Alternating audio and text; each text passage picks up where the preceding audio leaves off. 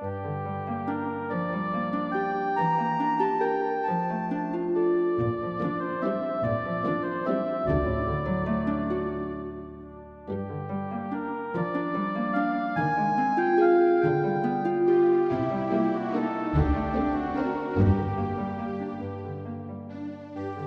is the Dearne Valley, a beautiful, now mostly rural part of South Yorkshire, bordered by Barnsley, Rotherham and Doncaster.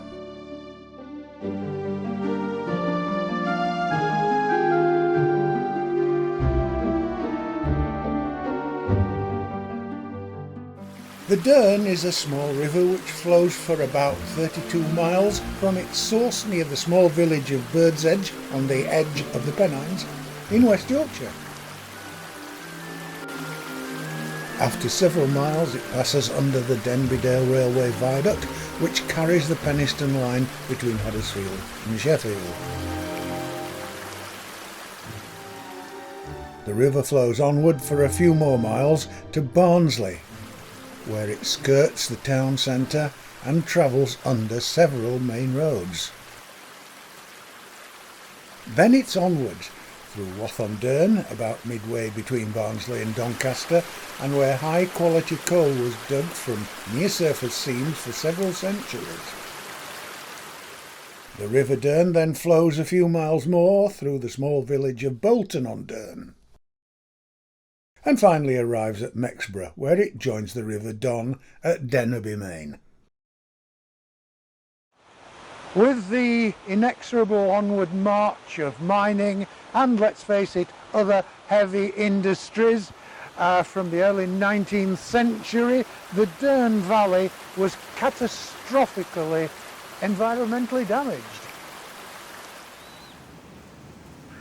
The river is now clear of toxic chemicals, and though it is still ecologically fragile, fish and other species have returned.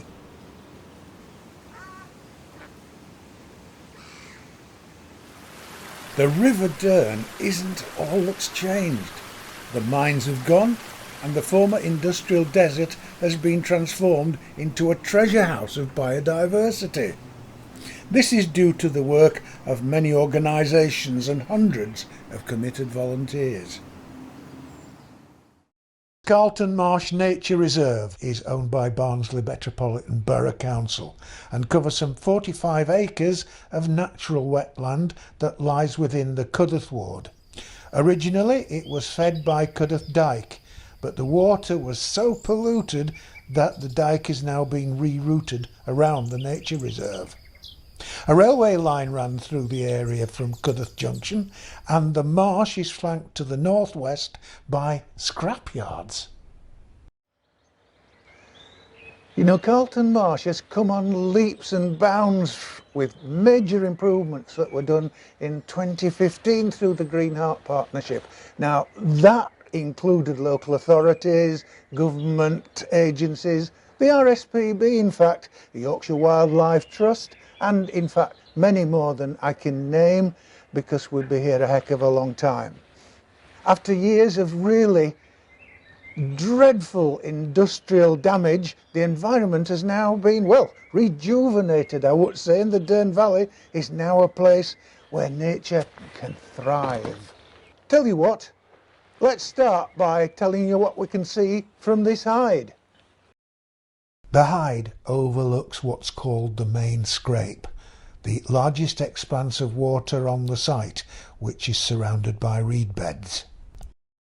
Carlton Marsh contains a glorious mixture of different habitats, including reed beds, wet woodland, lowland fen, wetlands, and lowland meadow and pasture. The reed beds are extensive and crisscrossed by dykes with concealed pools and ponds. Carlton Marsh is an ideal place for bird watching, with over 100 different species recorded across its various habitats. I spoke to Cliff Gorman, who is the wildlife recorder for the Carlton Marsh Wildlife Group. Well, goodness me, as I live and breathe, Cliff Gorman. How are you, Hello, my Dave. friend? I'm fine, thank you very much. Now, first of all, I want to talk about what you can see by coming here. But what I'm really interested in, having seen this for the first time, what's the Back to the Brink movement? Back to the Brink is about trying to save willoties. And so we've been doing some research here. Can I just check, are those the blue I'm just ones? finding a setting on Blue, the black, Sort of an olive grey. grey. Ah, right. Black cap. Right. What we've been doing is trying to catch them, put BTO rings on. That doesn't hurt the birds, No, does it? it's like a suit of clothes to us. It fits Yeah. perfectly, that ring. Excellent. And colour rings, we can identify them in field, so with binoculars. And a radio tracker, which lasted about 2 weeks. There's more than one sort of tit that should be coming here. But is that the only one that you've got, this one that's dying away? Yeah, mainly. I mean, all others are fairly stable. Blue tit, long-tailed tit, great tit. They're okay. It's this willow tit. As I said, from most counties, it's disappeared. We don't really know why yet. Is it a bit like, say, the red squirrel? It's not just as good as competing for food as the other tits? Possibly, but we, I mean, it's lack of habitat as well. Yes. They seem to be found now in a lot of these, what used to be industrial areas. And although having said that, there's some on higher ground up towards moors, Barnsley moors. But so we've got to learn why they're disappearing yet. Possibly like a bit of comfort lower down, eh? Well, yeah. Right, that's some birds, but I mean, I'm looking at the lake and I can see at least 2 or 3 mallards. So what other birds have you got for people to come and have a look at? Today we've got tufted duck, as you said, mallard, coot, moorhen and gadwall. They're main protagonists today. Right. But as we move on into August, we possibly might get pintail, shelduck, gargany. All these things might be do some sort of pass through. That's you said it. Yeah. In fact, they're passing through to go up further north, but they'll have a rest here for a couple of days. Yeah. From their flight. Yeah. Or south for that. Or south. Yeah. Birds of prey. Birds of prey. You must have some. Yeah, that's possibly a buzzard we're looking at up there now. Right. A buzzard? Yeah, they do breed here. Right. Yeah, they've raised 1 young this year. That's good. Sparrowhawk breeds here as well. Yeah. Do you have to take steps to protect them, or are people sanguine about it? No, they're pretty all fair wheat. That's good to know. And the other life that you get around here, let's say, are the animals. I mean, stoats, weasels, what do you get? Both of them. And are they just enough to keep the population steady, or are they breeding too fast and not actually making holes in your bird population? Difficult to say with stoat and weasel. You can see how much vegetation there is. Exactly. We'll I was only just see thinking them running across a path or something like that. But to be honest, over the last few years, we're not seeing as many. We're not recording as many. We've got mink, which is a nasty piece of work. And also not native to here. Absolutely. Well, anywhere in this country. And that causes a lot of damage. Really? It's wiped our vole populations out in most areas of Barnsley, including here. Good grief, that's terrible. On a positive note, we do have roe deer now, they breed. In fact, there's two fawns now running about. That's good. Yeah. Well, it's all sounding promising. How long's it going to be before you get it as you want it? How long's a piece of string? I thought it might be that.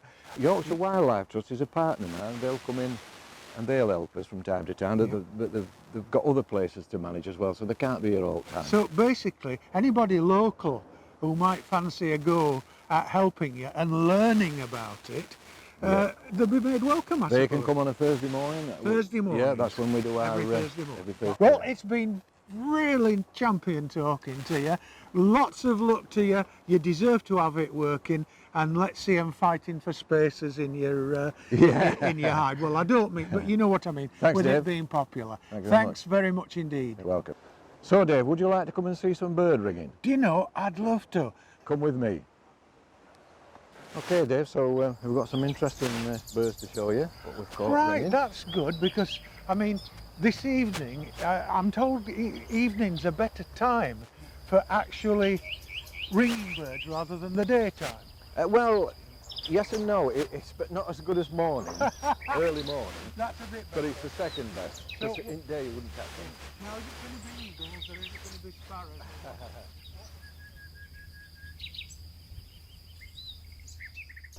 This is the mist net. They come in various lengths. As you can see, it's about 9 foot high. Very fine mesh. So what the idea is, you set it between two sets of trees, and the birds fly from one to the other. And because it's so fine mesh, we hope that it doesn't see it. So if this was the bird, it would go into the net, and then because there is like a pocket, it allows it to sink without causing any damage to it. So then you extract it. Later, it was discovered that the net had captured a chiffchaff, and so Cliff went to release it and ring it.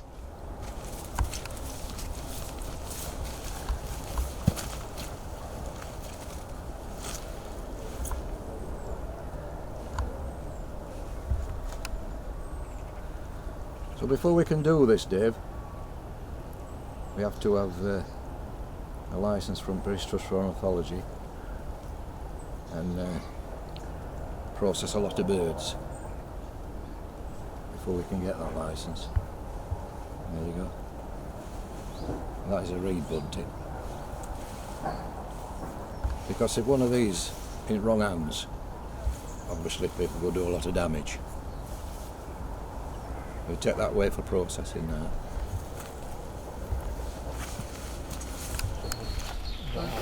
You don't have to take the cold one in summer. No. You disturb the breeding species.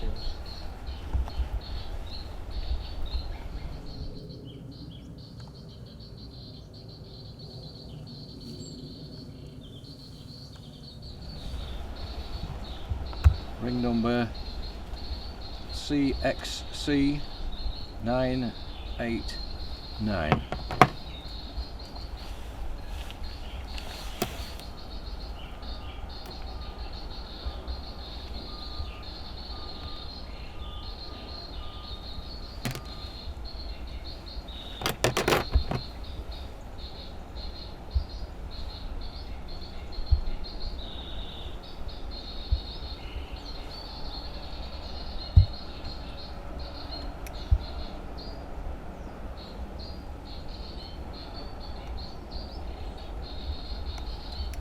Smaller leg diameter, so obviously a smaller ring size.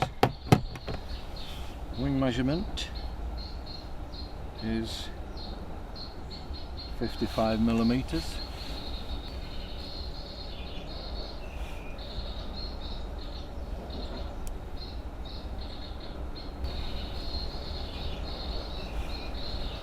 And that is of this year's bird, a juvenile. Can't sex them.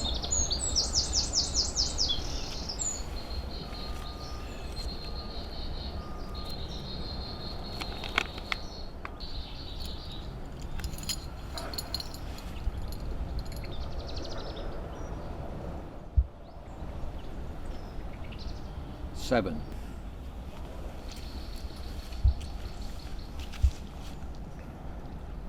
So there we are, little fella.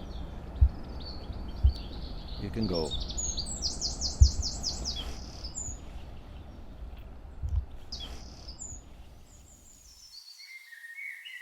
I was back again the next day, this time to see the insect and invertebrate life of one of the small ponds on the eastern side of the marsh. Now that what you were saying about the dragonflies, I notice here there's quite a lot of undergrowth, and you're a bit short on water, aren't you? We Doesn't are. that affect the dragonfly? Well, we're not short of water so much, Dave, as access to it.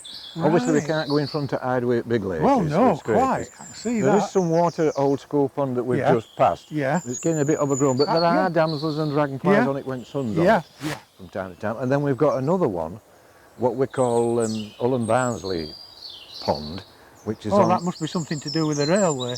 Yeah. this what Ullen Barnsley Railway. I see. So that's why we call it that. And that's up here where we're going to go. And there are dragonflies on that. Lovely. Well, our next destination was the new Wader Scrape at the far end of the site, which is nearly a mile's hike along the embankment which used to be the old Hull and Barnsley railway line. We've come to the most recent bit now, and just looking at it, it's an absolutely magnificent view, isn't it? As little as 18 months ago, some of it? Well, yeah, first phase, Dave, was completed in 2014, and then we got some more money from Section 106, that's when there's a development somewhere locally, to enlarge it, and that will complete in 2018. Right, right. It doesn't look like, it doesn't bear the scars of something that's been recently. No, nature's done quick to up, as it colonise were. flowers and grasses, but it's already proved very attractive for habitat, for all these gulls that you can see. There's a recycling place over at Carlton that come across for a wash and brush up. So a lot of big gulls can come, as many as 300 large gulls. Yeah. And last year, an Iceland gull came and stayed a week in July, which were phenomenal. That should have been in Iceland or Greenland. Well, by the way, was it you that told them we were coming today? Because they've all, in one way or another, gone missing, haven't they? They have. Apart from a few black-headed gulls. There was a little egret on earlier, but he's just slid off for now. Yeah. Yeah, but it's very, very quiet. And it will take time to mature, because this mud that's drying out now will not have as many invertebrates in it yet. It needs more mature over a bit of time to get these in, which will make it more attractive for wading birds. But it's attracted black-tailed godwit, dunlin, ring plover, little ring plover, and such as that, green sandpiper, common sandpiper, in recent times. So it's got great potential. Yeah. And it's habitat that we hadn't got before. That's the main thing, isn't it? Yep.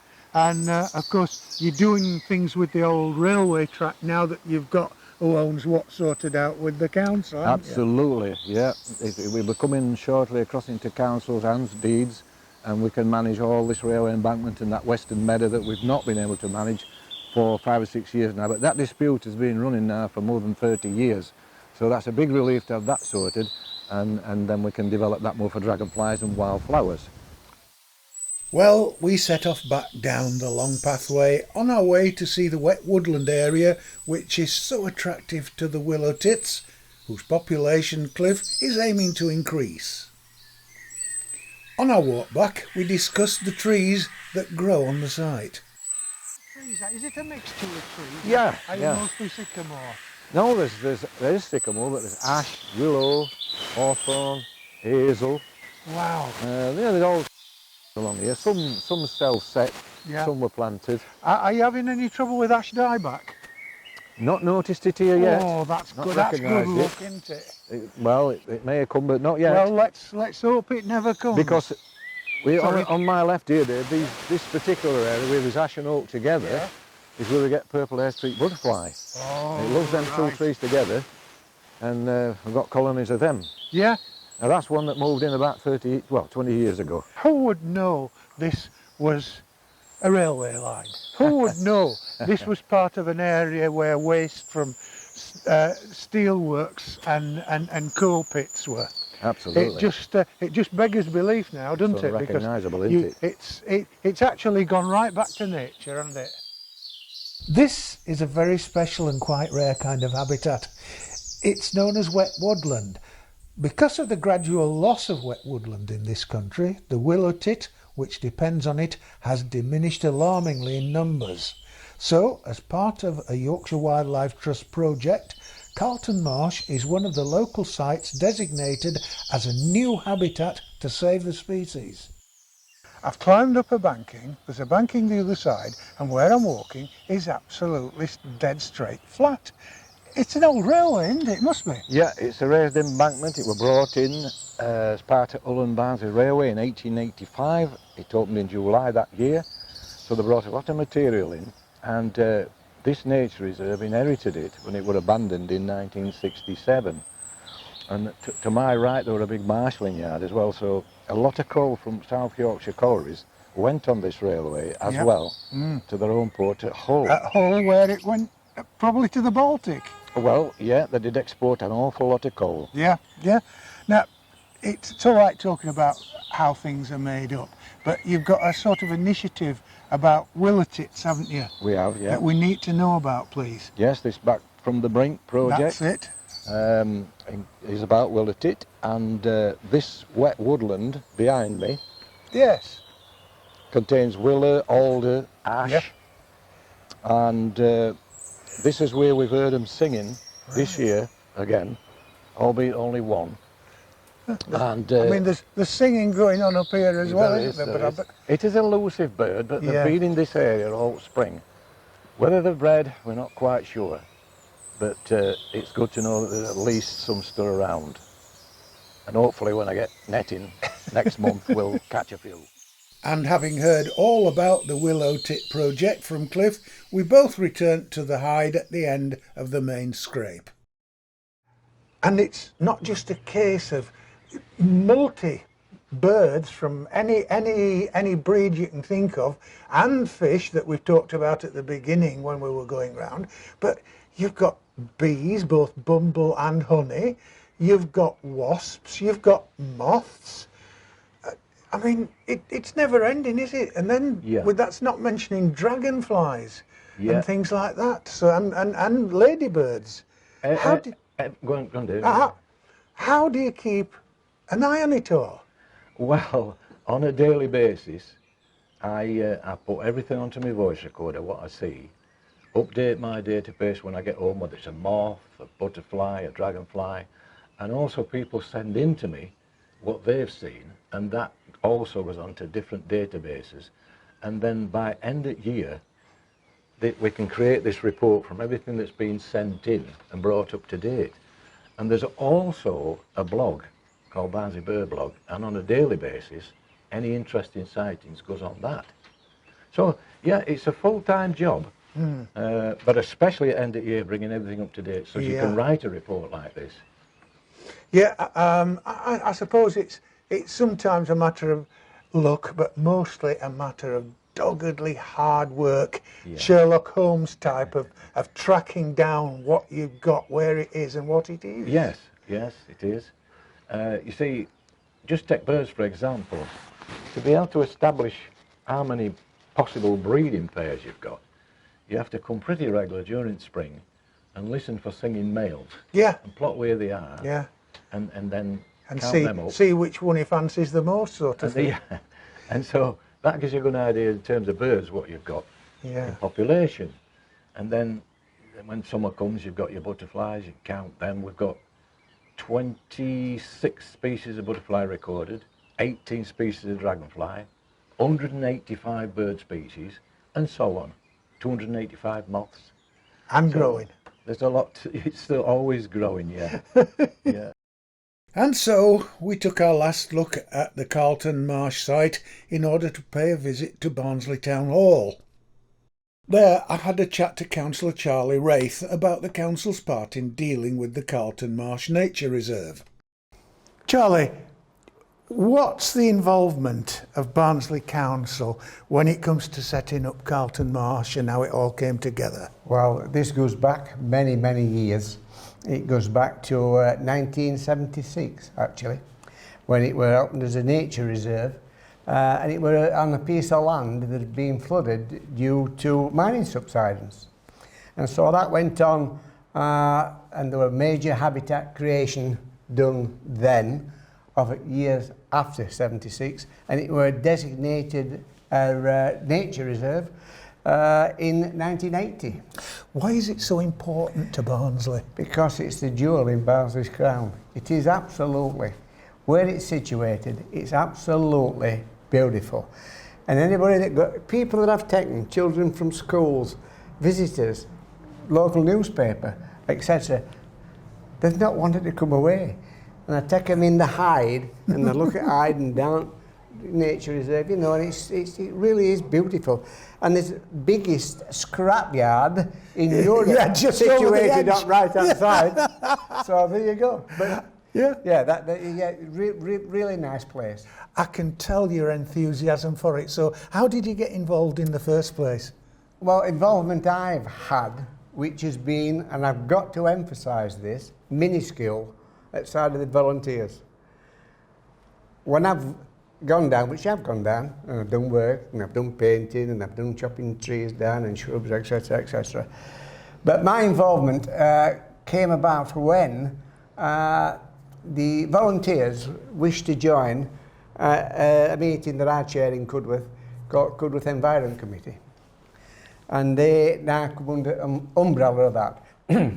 And so that's how I got involved. And then as volunteers went down from there and we met. But I've got to emphasise my involvement is regarding graft and work that the lads down there's done. And they all did it right, as did you, Charlie. Well, yeah, as did you, because I mean, it's won prizes, hasn't it? Well, do you want to know how many prizes we've won? Well, let's hear them all. Well, we've actually won since they joined under our umbrella 5 Yorkshire in Bloom Open Spaces Awards, plus 2 platinum. Now, we didn't know platinum existed. We thought we were at top of tree when we got 5 awards, but no, we're somewhere else. According, you can't get better than the Queen. Platinum goes after gold, doesn't it? And she enjoyed it when I took her down as well. She thought it was okay. Well done.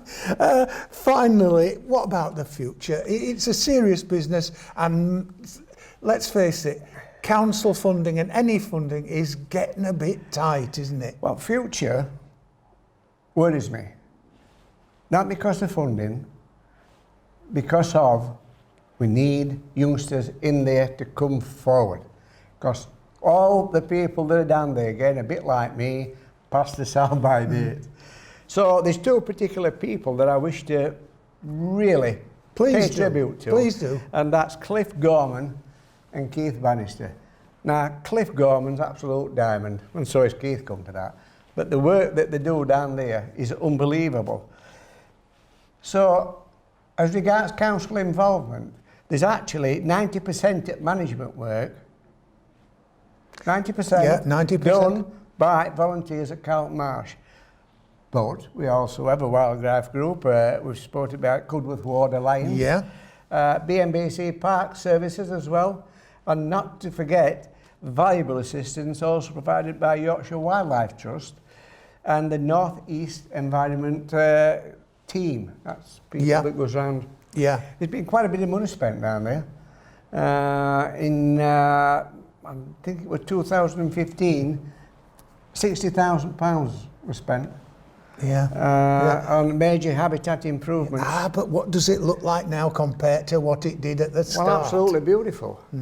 Because honestly, I mean, we had a dispute with some scrappers. And part of the agreement from having planning permission to remove ash from the site was that they donated it to Carlton Marsh Committee. You're right. Didn't do it. I was going to say, and are we still waiting for that to happen? No, we've got it. We've got it at, shall I just say, considerable expense. Yeah, that'll do. That'll do. We've also had various small grants. I think a £7,000 and a 40,000 of it, yes, plus the 60. But if you saw the work that has been done down there, and how things have been opened up, picnic areas made, benches, etc. put in, this lovely hide that they sit in. It's wonderful. Have you been in? I've been in it. I might have taken you. When you were younger. But when they were with binoculars, etc. It's fantastic. And like I say, Cliff Gorman, top of tree for me. Cliff Gorman, Keith Bannister, plus others, which I shall get into bother for not remembering. But them 2, I cannot emphasise enough what they have done over the years. And last year, they got Barnsley Award for one of the best places in Barnsley. That what Chronicle runs, if you read Barnsley Chronicle. Yeah, well, actually I live away from here, I'm afraid to say, but I can believe it because they look to the community like Barnsley Television does. Well, and we make a big, as big a scene as we can out of whatever happens in Barnsley. Cliff Gorman records everything down there. And since it's been formed, and we've got all these species back, I'll just read from this. Please. Over 180 species of birds. Amazing. 18 species of dragonfly.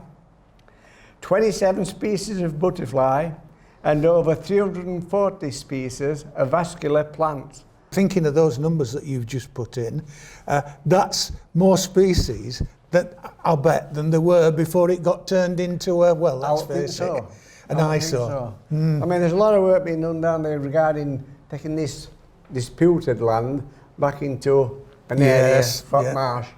And, well, it looks absolutely wonderful. It really does. Councillor Charlie Wraith enthusiastically extolling the virtues of Carlton Marsh, one of the prestigious biodiversity sites in the Barnsley area. And that's the end of our visit. I hope that you've enjoyed our trip around the site and that you'll visit Carlton Marsh to see it for yourself. Perhaps you might even chat to Cliff Gorman about that project to save the willow tit species. Look out for more videos in the Treasures of the Dearne series.